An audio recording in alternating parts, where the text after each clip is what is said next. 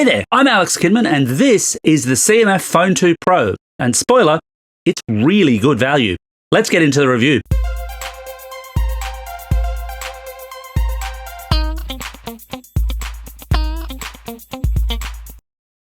But before I start, I do just want to do a quick shout out to my supporters out there. You're helping me to continue to make more of these videos. And I'd also like to point out that the Phone 2 Pro that I'm using was sent to me by Nothing for the purposes of review. That gets it reviewed, nothing more. They've had no editorial input here. Now let's talk about the design.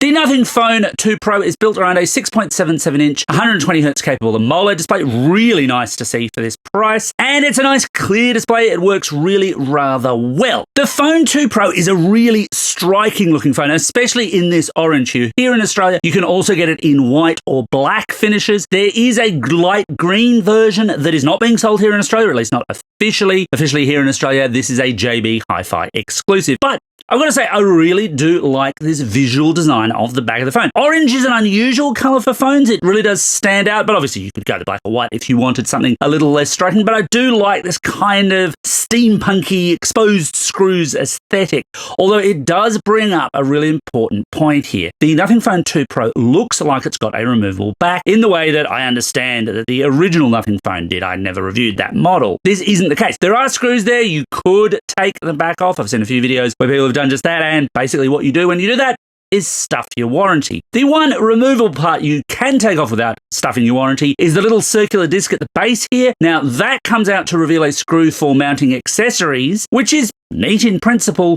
but here in Australia, as far as I can tell, we're not actually getting any of those accessories, so it's a little bit moot. It's not the most durable of things, however, because it's only IP54. Now, in the mid-range, it's not unexpected to see phones with, less than dunkable water status, as it were. But if you were after that, you would need to look a little bit higher up the food chain.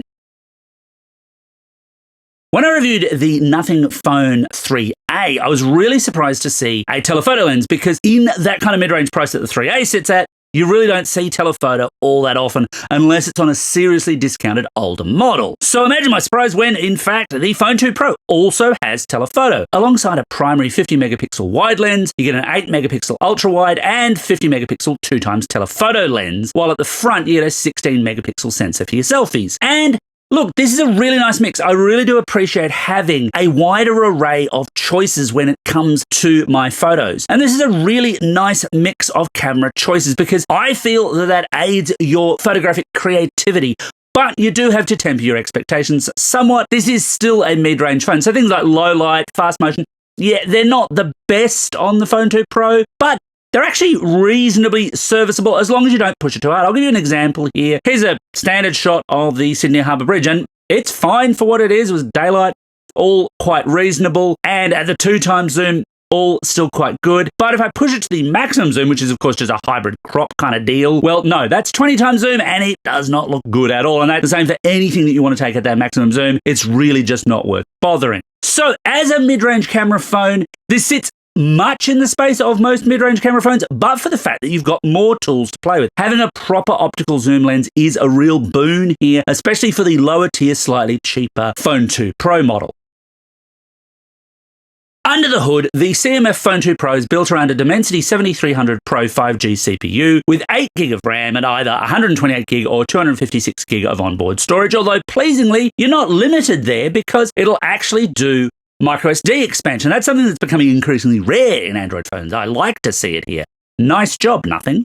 MediaTek's Dimensity processors in the mid-range often trail behind their comparable Qualcomm counterparts, so I was keen to see where the CMF Phone 2 Pro would sit in its price bracket, especially as the still relatively fresh Nothing Phone 3A starts not that far north of the Phone 2 Pro's top-tier asking price. Here's how the CMF Phone 2 Pro stacks up at a CPU level using Geekbench Sense against phones that sit in its price range at the time of recording. Obviously, Android phone pricing is variable and drops over time, but as I'm recording this, you could get these other phones for around the same price. And while the Phone 2 Pro does not top that chart, of course, something would be badly wrong if it beat out the Phone 3A, it actually does better than even this chart looks, because what you need to consider here is the Phone 2 Pro is the cheapest phone. Even though these are similarly priced, we're still talking $50, $100 more for most of these phones relative to at least the entry-level model of the Phone 2 Pro, and it's so close to most of those phones as to be negligible in benchmark terms. It's actually a comparison that looks a little bit better again if we look at GPU. Here's how it compares using 3D Mark's benchmark. Now, I do have to temper that. Obviously, you can get better in GPU performance from the Galaxy A36 or the Phone 3A there if that suits your needs. But what this points out is this is a phone that does punch above its price weight, but you've still got to be aware of what that price weight is and what that means for its performance, because ultimately this is still a mid-range phone. So some apps will take a little bit longer to load if they're particularly intensive apps. Some heavier duty games will take longer to render,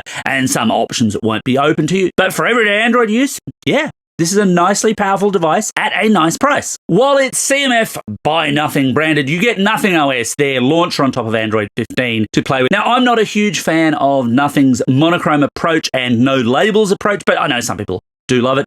Doesn't suit me. Pretty easy to swap over.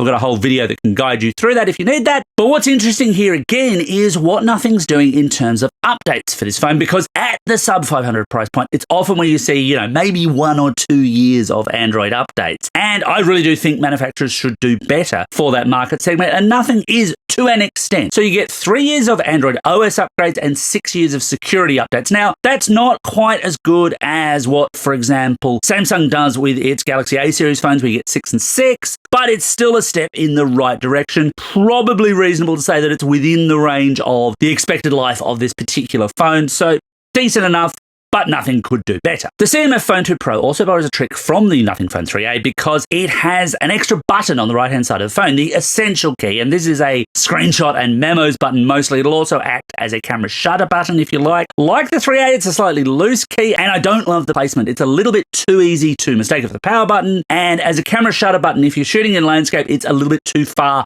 along the body of the phone to be really all that comfortable. I appreciate what Nothing is trying to do here, and obviously future software upgrades could make it a much more flexible and useful thing. Right now, can't really call it essential, however.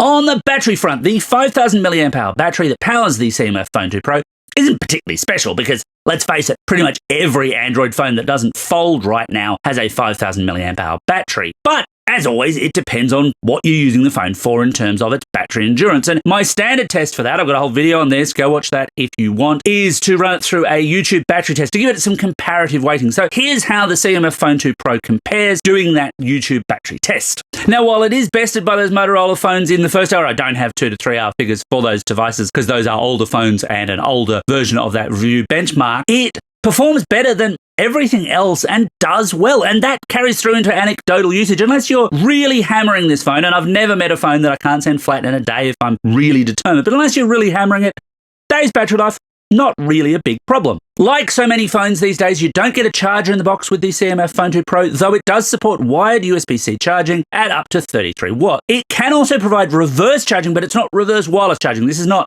drop your wireless gadget on the back of the phone and it will charge, because there's no wireless charging on this phone at all. Instead, that's via a cable again, essentially using the phone as a battery pack. Wireless charging would have been genuinely surprising to see at this kind of price point, though. So should you buy the CMF Phone 2 Pro? Well, look, this is a surprising phone, but surprising in the best possible way. Most manufacturers making a device like the Nothing Phone 3A would rest on their laurels, call it a day in terms of providing value in that segment, and that's not what Nothing's done here. With the CMF Phone 2 Pro, they've gone that little bit further, and honestly, not that long after releasing the Nothing Phone 3A. And look, I'd still advocate, if your budget can meet it, go the 3A over the 2 Pro. It is a slightly better phone. It does still justify its asking price, but the line is slender, and if your budget is particularly tight, this is a really good value phone in that sub $500 space for the entry-level 128 gig model. This is about the best phone you can get right now. It's highly recommended. And that's my take on the Nothing Phone 3A. What do you think? Got any thoughts? Hit me up in the comments below. And as always, thanks for watching. Hit like, hit subscribe, and please consider joining my group of financial supporters so I can keep making these videos. Thanks for watching.